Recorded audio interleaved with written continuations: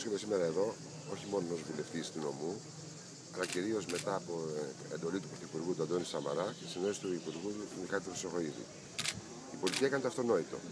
Προσπάθησε άμεσα να λειτουργήσει, να ενημερωθεί, να στείλει τις υπηρεσίες του Υπουργείου για να διερευνήσουν ακριβώς τι συμβαίνει, με επιστήμονες ειδικούς στα θέματα των σεισμών. Ο στόχος μας είναι η διαδικασία να επιταχυνθεί, να μην υπάρχει καμία καθυστέρηση, όπως ίσως σε κάποιες περιπτώσεις είχε στο παρελθόν, και κυρίως να είμαστε αποτελεσματικοί.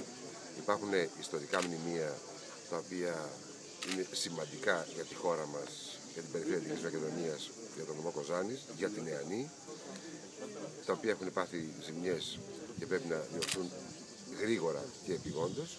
Υπάρχουν οικίες που, δόξα τω Θεώ, δεν είναι πολλές, οι οποίες έχουν πάθει σημαντικές ζημιές ή απλές ζημιές. Ο στόχος λοιπόν είναι να γίνει με αποτελεσματικό τρόπο και το γρηγορότερο δυνατόν η αποκατάσταση. Το δεύτερο είναι ότι είναι μια περίοδος η οποία είναι πάρα πολύ δύσκολη για όλους, είναι γνωστό σε όλους μας αυτό. Αυτό όμως δεν πρέπει να είναι τροχοπέδι στο να παραμείνει η κατάσταση αυτή ως έχει ή να καθυστερήσει.